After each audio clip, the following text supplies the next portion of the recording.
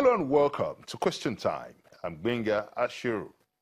The federal government recently awarded an 8.6 trillion naira appropriation bill for 2018 budget. The proposed budget is the highest in Nigeria's history, with over 1 trillion naira higher than the 2017 budget. Will this budget address the huge infrastructural gap, acute unemployment, and lift the nation out of the economic doldrums? To send us a comment on our social media platforms. The public is still at loss with the reputation of key projects like Mambila Power Project, Second Niger Bridge, and some road constructions time and again in the annual budget. It becomes more worrisome when you consider the fact that most of these projects comes under the concession plan. Why is the details of this counterpart funding agreement not made transparent? Our guest on this episode is the Minister of State for Budget, Zainab Ahmed. Join us on this show. The 2018 budget of consolidation is designed to continue the reflationary approach of the government of Nigeria that has been undertaken with the 2016 budget as well as the 2017 budget.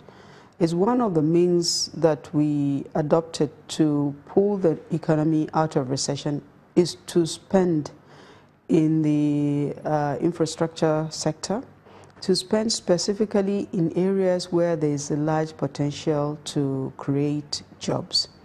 And this has worked because it has helped us to come out of recession during the second quarter of this year.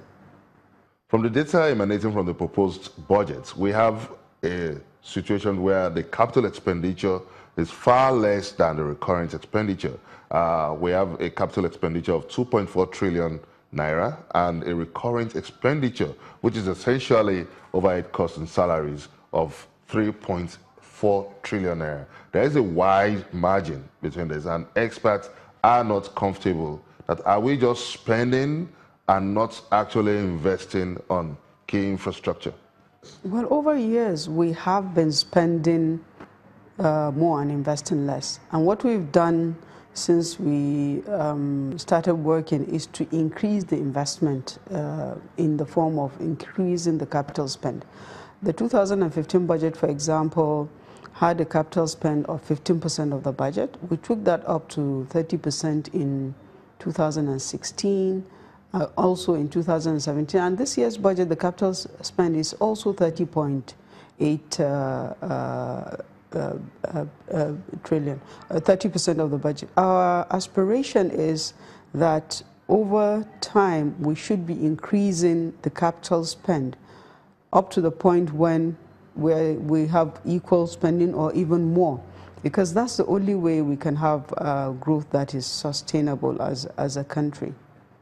When you talk of a higher recurrent expenditure, that indicates that we're spending more in terms of overhead cost and workers' salary. But over time, the ministers have rolled out ghost workers, and this reduction, it's not been reflected in the proposed budget. So what's happening? Well, the fact is our salaries and pensions is up to 70% of the recurrent budget, which is, I agree with you, not sustainable.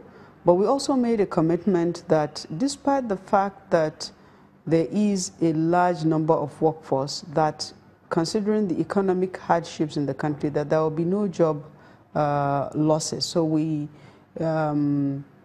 agreed to maintain the size of the workforce as it is, but concentrated on cleaning out the payroll so that the workers that we're paying are only workers that exist in the payroll. And in the process, some ghost workers were weeded out of the payroll.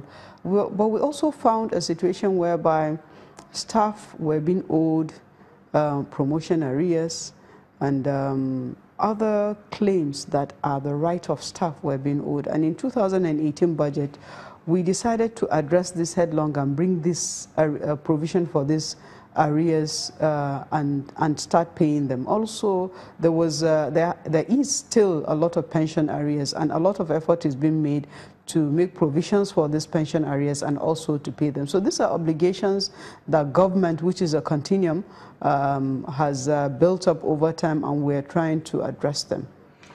Now, let's look at the role of appropriation now in relation to the input from the NAS. It appears the process of appropriation gives the National Assembly enormous powers to have field day, that the preliminary process of preparing the budget by the executive appears so cosmetic compared to the final analysis and the cost-benefit analysis of regarding the National Assembly input.